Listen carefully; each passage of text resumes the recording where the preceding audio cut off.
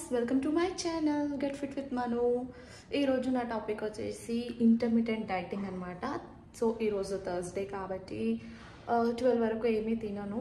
So దాని తర్వాత తింటానమాట. సో అది ఇంటర్మిటెంట్ ఫాస్టింగ్ లాగా చేసేస్తున్నాను. 12 టు నైట్ 8 లోపు కంప్లీట్ చేసేస్తాను. సో ఏం తింటున్నాను ఏంటి అనేది కంప్లీట్గా వీడియోలో చూపించేస్తాను. సో ప్రాసెస్లోకి అయితే వెళ్ళిపోదాం. అండ్ ఏ డైటింగ్ చేసినా ఎక్సర్సైజ్ అయితే కంపల్సరీ, ఇది ప్రతి వీడియోలో చెప్తాను. అండ్ మర్చిపోకుండా అట్లీస్ట్ మినిమం 30 మినిట్స్ అన్న వాకింగ్కి వెళ్ళండి. ఫ్రెష్ అయిపోయాను అనమాట. ఫ్రెష్ అయిపోయిన తర్వాత టెంపుల్కి వెళ్ళాను. ఒక చిన్న మొక్కు ఉండే అనమాట, 5 కొబ్బరికాయలు కొట్టాలి అని చెప్పేసి. సో దానికోసం ఇలా 5 కొబ్బరికాయలు అయితే కొట్టేసాను. దాని తర్వాత ఇంటికి వచ్చేసాను అనమాట. ఇంటికి వచ్చిన తర్వాత అరౌండ్ 12:30 అలా ఇలా సూప్ తీసుకున్నాను. చాలా బాగుంది టేస్ట్ అయితే.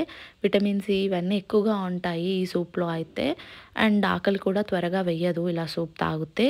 ఇన్స్టాంట్ ఎనర్జీ కోసం ఒక carrot, garlic, Amla and tomato, ఒక చిల్లీ, ఒక ఆనియన్ కూడా తీసుకున్నాను.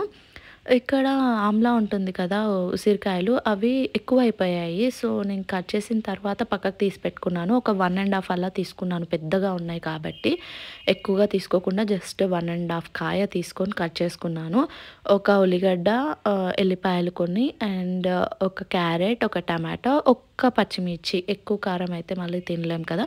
సో ఒక పచ్చిమిర్చి తీసుకొని ఇవన్నీ ఫస్ట్ కుక్కర్లో వేసి ఒక 250 ml అంటే మీడియం గ్లాస్ వాటర్, ఒక 250 ml వాటర్ తీసుకొని ప్రెషర్ కుక్కర్లో దీంట్లోనే ఉప్పు అండ్ దాని తర్వాత ఇంకో స్పెషల్ ఇంగ్రీడియంట్ ఏంటి అంటే మిరియాల పొడి అండ్ జీరా ఉంటుంది కదా, జీలకర్ర, ఆ 2 వేయించి లైట్గా మిక్సీ పట్టి పెట్టుకుంటాను. పౌడర్ ఎప్పుడు అన్నిట్లో యూస్ చేసుకోవడానికి రెడీగా ఉంటుంది. అండ్ పెరుగులో వేసుకున్న చాలా బాగుంటుంది అని చెప్పేసి పక్కకు పెట్టుకుంటాను అనమాట. ఇలా చేసి దీన్ని వేసి కుక్కర్ ఆన్ చేసి ఒక 2 విజిల్స్ వచ్చిందనమాట. ఇక్కడ చూడండి, ఉసిరికాయలు తుంచితే మెత్తగా అయిపోవాలి. అంతవరకు కుక్ అయిన తర్వాత దాన్ని చల్లార్చుకొని ఏమంటారు, వెజిటేబుల్స్ ఉన్నాయి కదా అవన్నీ మిక్సీ పట్టుకోవాలి. మరీ మెత్తగా కాదు, కొంచెం కచ్చా పచ్చాగా పట్టుకోవాలి. ఇలా మిక్సీ పట్టుకున్న తర్వాత కొంచెం ఆయిల్ కానీ గీ కానీ వేసుకొని దాంట్లో డైరెక్ట్ ఈ మిక్సీ పట్టుకున్నది వేసుకొని అది కాస్త ఫ్రై అయిన తర్వాత మనం మిగిలిపోయిన వాటర్ ఉన్నాయి కదా కుక్కర్లో, అవి యాడ్ చేసేసుకొని దాంతోపాటు మళ్ళీ ఒక 250 ml మళ్ళీ ఇంకో గ్లాస్ వాటర్ అయితే యాడ్ చేసేసాను. ఇక్కడ మీకు కావాలి అంటే ఉప్పు అండ్ పెప్పర్ ఇవన్నీ టేస్ట్ చూసుకొని, సరిపోలేదు అనుకుంటే మళ్ళీ ఇప్పుడే వేసుకోవాలి, తర్వాత వేసుకోకూడదు. ఇలా నాకు కొంచెం ఉప్పు సరిపోలేదని మళ్ళీ యాడ్ చేసుకున్నాను లైట్గా టేస్ట్ చూసి.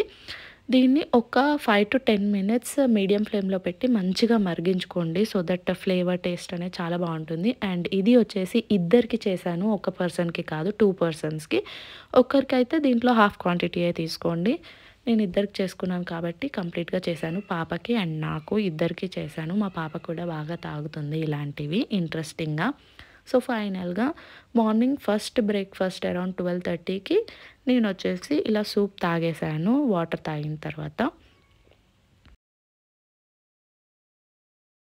సూప్ చాలా బాగుంది. కాకపోతే ఏంటి అంటే ఆమ్లాతో కదా, ఆమ్లా సూప్ కాబట్టి ఏమంటారు, కొంచెం వగరు అండ్ పులుపు ఇదంతా టేస్ట్ తెలుస్తుంది. టంగ్ పైన బాగా ఉండిపోతుంది అనమాట. ఆ ఆమ్లా డామినేట్ చేస్తుంది.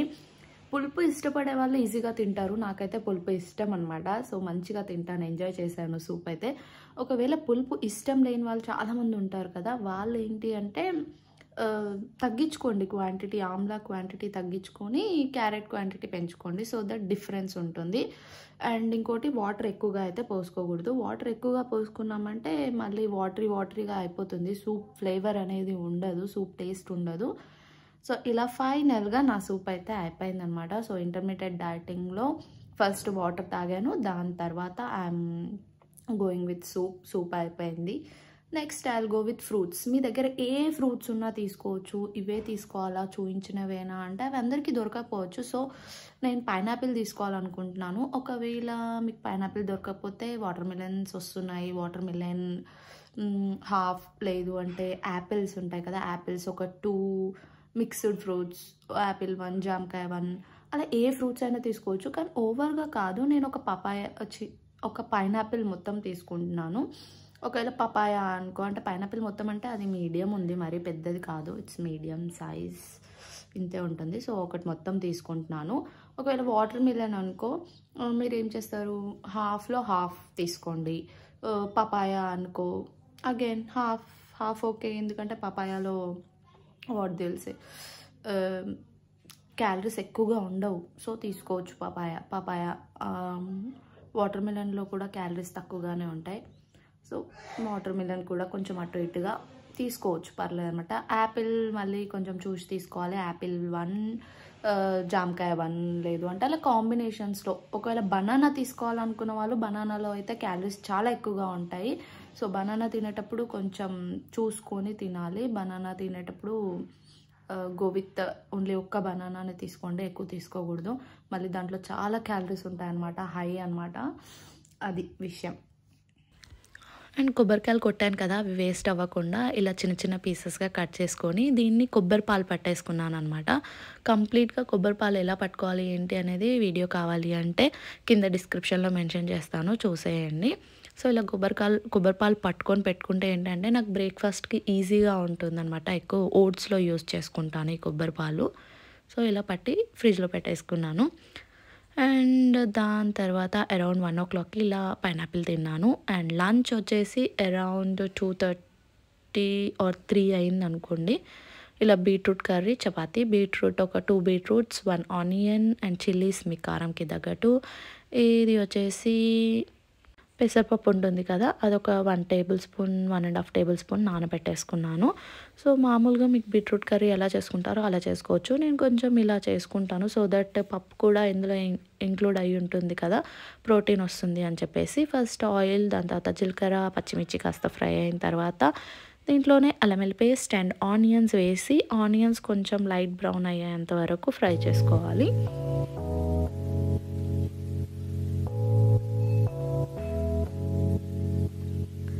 దాని తర్వాత పెసరపప్పు కూడా వేసి అవి కాస్త ఫ్రై అయిన తర్వాత దీంట్లోనే నేను బీట్రూట్ కూడా యాడ్ చేసుకున్నాను. బీట్రూట్ కూడా యాడ్ చేసి ఒక 10 to 15 minutes అయితే పడుతుంది. మీడియం ఫ్లేమ్లో పెట్టి ఫ్రై చేసుకోండి.